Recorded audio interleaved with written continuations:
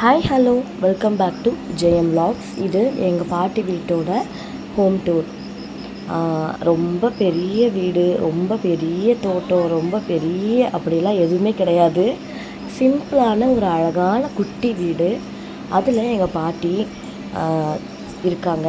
நாங்களும் போய் 2 நாள் இருந்துட்டு வந்தோம். பேசாமல் இங்கேயே இருந்துடலாமா அந்த மாதிரி தோணும். ஏன்னா என் பாட்டி வீட்டில் டிவி இல்லை, ஃபோன் எடுக்காது, நெட்வொர்க் கிடைக்காது. அங்கே நம்ம இங்கே யூஸ் பண்ணுற மாதிரி மற்ற சிம் எதுவுமே ஒர்க் ஆகாது. வெறும் பிஎஸ்என்எல் மட்டும்தான். பட் நம்மக்கிட்ட யார்கிட்டையுமே பிஎஸ்என்எல் இல்லை.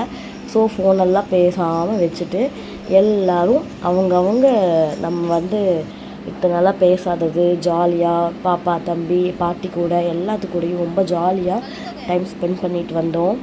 நாங்கள் போனப்போ திருவிழா நடந்துகிட்டு இருந்தது, அதெல்லாம் பார்த்தோம். இதுதான் எங்கள் பாட்டியோட என்ட்ரன்ஸ் ரூமு. இங்கே சின்னதாக ஒரு ஏசப்பா பீடம் மாதிரி ரெடி பண்ணியிருப்பாங்க. இது நான் சின்ன வயசாக இருக்கிறப்பலேருந்து இருக்குது. இந்த ரெட் கலரில் இது இருக்கு இல்லையா, இது ஃபுல்லாக குட்டி குட்டி பல்ப்ஸ் ரெடி பண்ணியிருப்பாங்க. இதெல்லாமே எங்கள் தாத்தா பண்ணினது. பட் எங்கள் தாத்தா இப்போ இல்லை, இறந்துட்டார். இப்படியே போனோம்னா அந்த ரூமை விட்டு உள்ளே வந்தோம்னா ஒரு ஹால், பெட்ரூம் என்ன வேணாலும் சொல்லலாம். பாட்டி மட்டும் இருக்கிறதுனால பெட்டும் 2 பீரோ இதெல்லாம் இங்கே வச்சுருப்பாங்க. நாங்கள் போனோன்னே எங்கள் பாட்டி எல்லாம் ரெடி பண்ணி வச்சுருந்தாங்க. சாப்பிட்டுட்டு மேலே ஏறி போனது பயங்கர டயர்டாகிடுச்சு எல்லாத்துக்குமே. போனோன்னே எல்லாம் சாப்பிட்டு பேசாமல் ரிலாக்ஸ் பண்ணிகிட்டு இருந்தோம். ஓகே, நம்ம ஒரு ஹோம் டூர் மாதிரி எடுக்கலான்ட்டு தான் இந்த வீடியோ எடுத்திருந்தேன். இதெல்லாம் தான் பாட்டியோட ஹால்.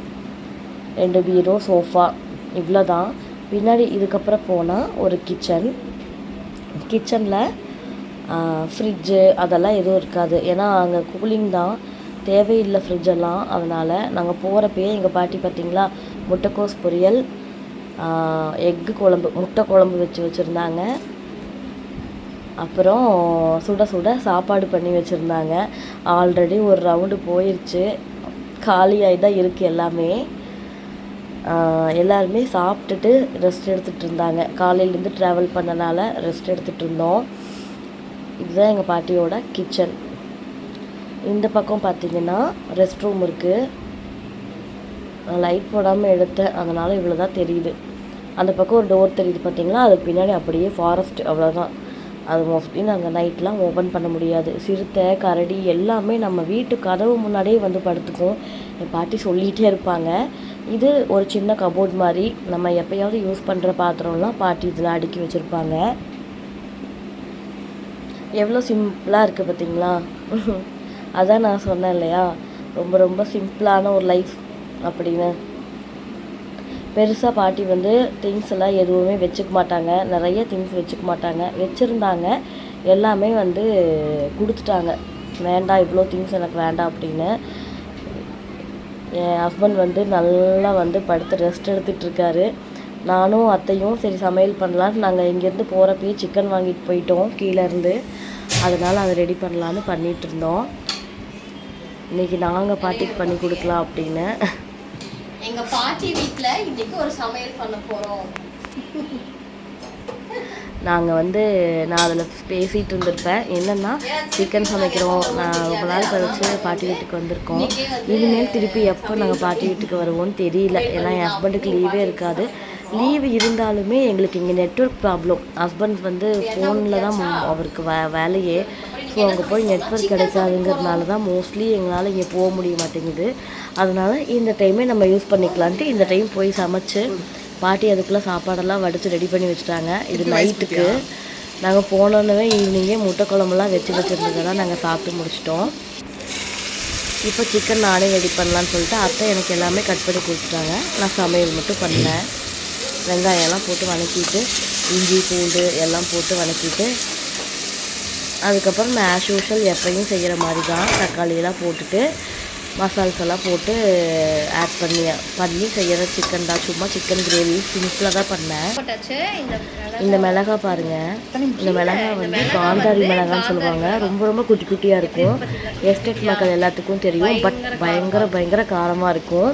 நீங்கள் ஒரு 2 மிளகா போட்டாலே செம்ம காரமாக இருக்கும். இது தெரியாதவங்க சாப்பிட்டாங்கன்னா கொஞ்சம் கஷ்டம்தான். குட்டியாக இருக்குதுன்னு நினச்சிட்டு நிறைய சாப்பிட முடியாது. அவ்வளோ நல்ல காரமான ஒரு மிளகாய் இது. நான் காட்டணுங்கிறதுக்காக தான் நான் காட்டினேன்.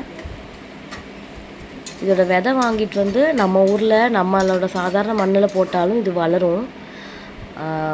எடுத்துகிட்டு போக சொன்னாங்க, பட் நான் மறந்துட்டு வந்துட்டேன். நெக்ஸ்ட் டைம் போகிறப்ப நம்ம அந்த விதையை எடுத்துகிட்டு வரணும். இப்போது சிக்கன் மசாலாலாம் போட்டுட்டு இருக்கிற சிக்கன் எல்லாம் போட்டு சும்மா ஒரு சிம்பிளான கிரேவி மாதிரி, செமி கிரேவி மாதிரி தான் பண்ணேன். எங்களுக்கு என்ன ஒரு ஷாக்குனா, நாங்கள் போனது வெள்ளிக்கிழமை போனோம். பாட்டிக்கு சிக்கன் பண்ணி கொடுக்கலன்னா என் பாட்டி ஒரு குண்டு போட்டாங்க. ஐயோ, வெள்ளிக்கிழமை நான் சிக்கன் சாப்பிட மாட்டேன்னு. என்ன பாட்டி சாப்பிடுங்க சாப்பிடுங்கன்னு அவ்வளோ சொல்லியும் என் பாட்டி இல்லை, நான் எப்பயுமே வெள்ளிக்கிழமை சிக்கன் சாப்பிட மாட்டேன், நான்வெஜ் சாப்பிட மாட்டேன்னு சொல்லிட்டாங்க. சரி ஓகே அப்படின்ட்டு, சரி நாங்கள் சமைச்சு வச்சிட்றோம், நீங்கள் நாளைக்காவது சாப்பிடுங்க அப்படின்னு சொல்லி நாங்கள் சமைச்சிட்டு இருந்தோம். அப்புறம் கொஞ்சோண்டு இப்போ வந்து குக்கரில் தான் போட்டு நான் செஞ்சேன். பாருங்க, சாப்பாடு ஃபுல்லாக ரெடி. சுட சுட சாதம். அந்த கிளைமேட்டுக்கு இந்த சாப்பாடு சுட சுட சாப்பிட்றதுக்கும் அவ்வளோ நல்லா இருந்தது. குக்கரில் வச்சனால ஒரு விசில் விட்டு எடுத்துட்டு கொஞ்சம் ட்ரை ஆகுற வரைக்கும் இது பண்ணியாச்சு. இப்போ அவ்வளோதான், நம்மளோட சிக்கன் வந்து ரெடி ஆயிடுச்சு. பாப்பா தம்பிலாம் வந்து சீக்கிரம் எனக்கு பசிக்குதுன்னு கேட்க ஆரம்பிச்சிட்டாங்க. அவங்களுக்காக கொஞ்சோண்டு சில்லி மாதிரி பண்ணி கொடுக்கலான்னு சொல்லி அதுக்காக ரெடி பண்ணி வச்சுருந்தேன். அதையும் பண்ணியாச்சு. பாப்பாவும் தம்பிக்கும் இந்த ஊர் வந்து அவ்வளோ இஷ்டமாக இருந்தது. பார்த்துட்டே இருந்தாங்க, ரொம்ப என்ஜாய் பண்ணாங்க. இப்போ வந்து அதான் நான் ஃப்ரிட்ஜ் இல்லைன்னு சொன்னேன் பார்த்தீங்களா, இங்கே அது தேவையே இல்லை, பட் வேணுங்கிறவங்க யூஸ் பண்ணிக்குவாங்க. எங்கள் பாட்டி வந்து வெங்காயம், உருளைக்கிழங்கு எல்லாம் போட்டு அழகாக இங்கே வச்சுருக்காங்க.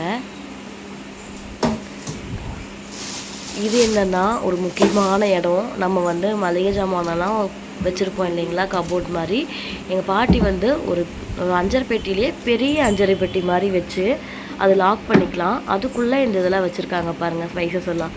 எனக்கே புதுசாக இருந்தது. ஏன்னா நானே வந்து ரொம்ப வருஷம் ஆச்சு போய் இதுக்குள்ளே தான் இப்படி தான் பாட்டி வச்சுருக்காங்களான்னு சொல்லி எனக்கே ஆச்சரியமாக இருந்தது. எவ்வளோ சிம்பிளான ஒரு லைஃப். அவ்வளோதான், டிவியும் இல்லை ஒன்றும் இல்லைங்கன்னா எல்லாம் ஜாலியாக உட்காந்து கதை பேசிகிட்டு இருந்தோம். அவ்வளோதான், எல்லாம் சாப்பிட்டுட்டு அப்புறம் படுத்து தூங்கிட்டாங்க. உங்களுக்கு பிடிச்சிருக்குன்னு நினைக்கிறேன். பிடிச்சிருந்தா என்னோடய சேனலை சப்ஸ்கிரைப் பண்ணுங்கள், லைக் பண்ணுங்கள், ஷேர் பண்ணுங்கள். தேங்க்யூ.